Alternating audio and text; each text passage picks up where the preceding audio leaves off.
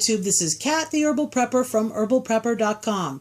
And today's video is all about tincture bags, aromatherapy bags, and how the heck do you safely transport your liquid herbal remedies in a chaotic situation, in an SHTF situation, without running the risk of busting open your glass bottles and ending up with broken glass and liquid all over the place, losing your remedies, and possibly ruining other items in your pack. So a few months ago, as I was trying to improve my good bag, my get out of Dodge bag, I was looking at my first aid kit and going, this is almost, my entire emergency bag is my first aid kit.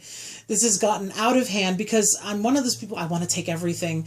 And when I say I want to take everything, I'm usually talking about my herbal remedies. Well, my house is more like an herbal apothecary. I've got herbs everywhere. And, if someone came to me, great, I don't have to give up anything. But if I had to evacuate, I cannot take everything with me. If I have to respond to an emergency somewhere, if that hypothetical came up, I need to be able to just grab something quickly and go. And odds are, whatever that is that I'm grabbing is going to get banged around, dropped, thrown in the back of a car, maybe thrown in, onto the ground or something, and it's going to have a high degree of probability of anything fragile inside breaking. So what am I going to do about that? Well, I started looking around on the, typical large herbal product sites and, places that sell bulk herbs and so on, looking for tincture bags.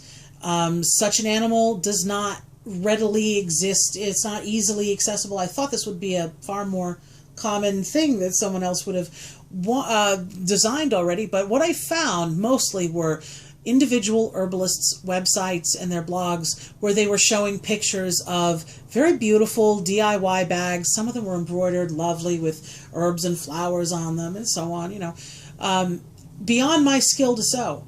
I can knit, I can spin, sort of. I can do cross stitch. I don't know how to sew beyond how to do some very basic stitches and how to suture, but I cannot sew a bag. So, not in my skill set.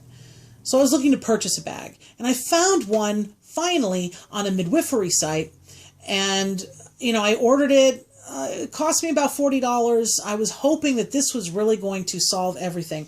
And the bag in question is this purple bag right here. Now, on the website, the bag looked far more substantial. It looked almost like it was padded, which I was like, oh, yay, my bottles will be somewhat safe. Not padded at all. It's actually thin vinyl. So $40 for thin vinyl. I know what this costs at the fabric store, even if I can't sew the bag. So yeah, not too thrilled with that. Now, if someone handmade this, that changes the price entirely. But I can't figure out where it was made or who made it. So if this was something handmade, absolutely, I think that has a different value on it. But something that's commercially made, where there's a lot of automated features, where things are pre-cut and this and that, I think $40 is pushing it. But maybe the uniqueness of it in the market, maybe that's what causes, caused the price there. But I don't know that it's worth $40 unless you're telling me that the money that I'm handing over is going directly to someone who handmade this. But anyway, it's got some pluses, it's got some negatives. The thin bag, well, it's certainly light. It's not going to add any more weight to your pack, but if you drop it, it's going to give absolutely no additional protection. The only protection that this bag will give is the width of this elastic from bottle to bottle. It fits about 10 bottles, 10 1-ounce bottles. It says 2 ounces on the website, I believe, but you can put a 2-ounce bottle in there, but it's tight. It's very tight. So it doesn't have any padding if you drop it. The only cushioning is the elastic. However, if you are not taking this particular kit somewhere chaotic, somewhere, in an emergency situation, if, for instance, this is like your home kit, absolutely, this fits the bill. If this is just going to sit in a drawer, or if you're going to take it to a class, or if you're going to visit a client's house, if you are attending a home birth, it makes perfect sense. It does not make perfect sense for my needs or for, the prepper's needs who wants to put a first aid kit in their emergency bag and, possibly have this kicking around, or for a medic, an herbal medic that wants to have a renewable source of their remedies and use that in their emergency wilderness skills. Not gonna suit their purposes either. So home use, class use, client use, home birth use, yes. Emergencies, SHTF, not so much. So it's got a zipper on one side, not on the other, but so it serves a purpose. It's just not my purpose. Now, I was on Facebook kind of venting about how much I spent on the bag, mostly because it looked so much more thick and padded in the picture on the website.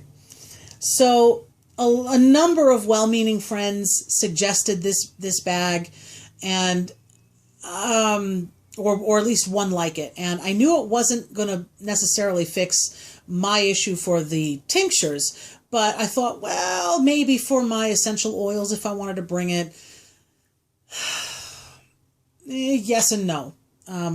Yes, for the same uses that you would use this bag, and no for the same reasons you would not use the purple bag. So let me show you the problem with this. This bag, you pick this up, it's got a soft bottom. I don't know if you can tell, but the bottom is bowing a little bit. Let me open this up. The zipper got a little stuck. All right. Now, inside this bag, what I like is it's very padded. I'm not too worried about that bag falling. Very, very padded. But you see that grid, that very padded grid? Its flaw is that it's movable. Now, it's movable because it's supposed to accommodate different size bottles. Well, the largest bottle that it accommodates is 15 milliliters. Okay, that's fine for an aromatherapy bottle. Not going to help you in the tincture world. But even still, the 15 milliliter bottles make the grid bulge. Even the smaller bottles I have there, the 5 milliliter bottles, are making it bulge. So I'm not exactly sure what was up with the measurements of this, but it's not a well-fitting bag, so it's not a well-made bag. I don't know if you can see some of the stitching in there is kind of sloppy. But here's something else. Because that bottom was bulging and this grid is movable, essential oil bottles will migrate to the very bottom of this bag. Not cool in an emergency. You don't want that, all these glass bottles at the bottom of the bag in your pack rattling around. I mean, the plus to this bag is all of these padded grid here. So if the bottle is underneath all that, that grid is not doing you any good. So for home use, not so bad. Emergency use, not so much. The other thing is that if you're going to use a bag like this, it wouldn't be a bad idea to put a label on the top of each of the bottles. Otherwise, you're going to have to pick each bottle out and look for the oil that you want. Not very efficient, not good for emergencies where you need to just be able to take a quick scan and find the bottle that you want fast. The other thing is that just because you put a label on top doesn't mean that the last person who used the kit put the right cap back on the right bottle. So always make sure that you look at the label on the bottle itself. Always know what you're using, because you could very easily mix up the caps, and you may not know until you've already added a few drops into whatever you were making. So good for a home kit, good for maybe traveling to a class, not good for emergencies. So same as the purple bag, but for essential oils. Now, this over here is a prototype that arrived in the mail a couple of days ago that I'm very happy with. Again, from the complaining on Facebook, one of my herbalist friends has a friend who sews, and she showed her the picture of the purple bag and the inside of it, and her friend made a sample. And this arrived in the mail, and I've got to show this to you. it's definitely a more durable outside material. I would be a lot less concerned about a sharp, if you had sharps in that somehow got out of wherever they were supposed to be, going through a bag like this. It is more durable. It's slightly more padded. It could use a little more padding, but it's a prototype. But inside, let me show you. The 1 ounce bottles work very well. The 2 ounce bottle is a little bit tight. I mean, you could put a 2 ounce bottle in. This is a 2 ounce bottle, but it kind of is bigger on both sides of this. So you definitely would not be able to put a bunch of 2 ounce bottles all next to each other. You might be able to squeeze 1 or 2 in here and there. That could be changed. That's something that could be changed. And the top of it, I don't know if you can tell, but the top of that glass pipette where the bulb is, that's poking up to the top of the bag. So that's not the best option either. Now, ultimately, is this something that I would put in my emergency bag? Well, yes and no. I would certainly use the bag, but would I use the glass bottles? That's really the main question here. I've given this a lot of thought, and I watched a great video from, I'm going to put a link to this below, The Human Path. I just started my live show on a new network, the Prepper Broadcasting Network, prepperbroadcasting.com. And Sam Kaufman, whose business is A Human Path, has a show also on the same network. So I was going through the archives and checking out the various hosts who also have YouTube channels. And he's got a great video on how to actually construct and how to put together your first aid kit. And he goes on for quite a while. He's very thorough about the bottles, and it's worth listening to everything that it's worth listening to. Don't just like, oh, it's a long video. No, listen to it. It makes a lot of sense. I know herbalists out there. I've been talking a while. I know that herbalists out there are going to want to reject the whole idea of Nalgene and plastic. I was kind of there too when I first saw that. I was like, oh no, not plastic, not in my tinctures. That's where a lot of herbalists come from, because we don't want the plastic. In this case, it makes a lot of sense. These are not the tinctures that you're taking for 6 months at a time. These are the tinctures that you show up to an emergency with. These are the tinctures that you are administering for short-term, immediate, oh my gosh, there's an emergency situation. So if you had concerns about Nalgene, which I don't know if it leaches or not, I honestly can't tell you. I've read so many conflicting things. Excuse me, I've read so many conflicting things about Nalgene and plastic and whether they leach or not. You have to weigh the pros and cons of this. Short-term dosage, potential maybe for some kind of leaching to get into the tincture, but not something that the person is going to be taking on an ongoing basis with frequent doses for many, many months to come. But for the on-the-field, in-the-moment emergency, it doesn't matter. It really doesn't matter. So I think for me, I would definitely take a look at the Nalgene bottles that he suggested. I'm going to order some, and I'm going to put some tinctures into it, and I'm going to put it in that prototype bag and see how they fit. Another thing that he had suggested also was, instead of using the glass eyedroppers or the pipettes, just to measure it with the cap, because the measurement of a full eyedropper is pretty similar to what a cap will hold.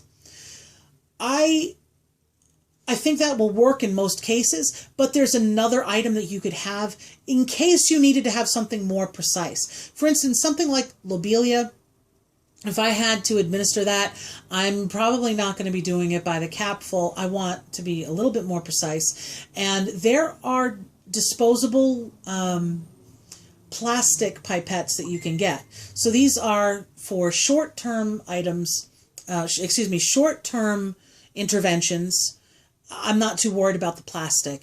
And then this just eliminates the worry about the glass. So is there a solution that would allow you to use glass? Probably if you wanted to build some type of a hard-sided box and cut out some type of cushioning foam or create some type of padded lining inside. I'm not sure what that would be, but keep in mind, if you're now going to build a hard-sided case, or you're going to find a hard-sided case and add some foam to it, you're now adding something with more weight and rigidity and putting that in your pack. If it fits and you can carry it, by all means, I think that's great. But I haven't found anything like that commercially made that is geared towards tinctures. I didn't see anything like that. So if you know of one, please put that in the comments. I'd like to hear about that. If you know of any other companies that make bags like this for tinctures, I'd love to hear about that too. If you have any ideas for how to improve upon the design of this bag, I want to hear that too. Put that in the comments, because I'm going to be contacting the woman that sewed these and talk about some ideas of how I think how it could be made better. And also, if you have any ideas, or you know of a source that sells these aromatherapy bags for the essential oils, like this, kind of flimsy one up here. This I got on Amazon. It was like $20. It's,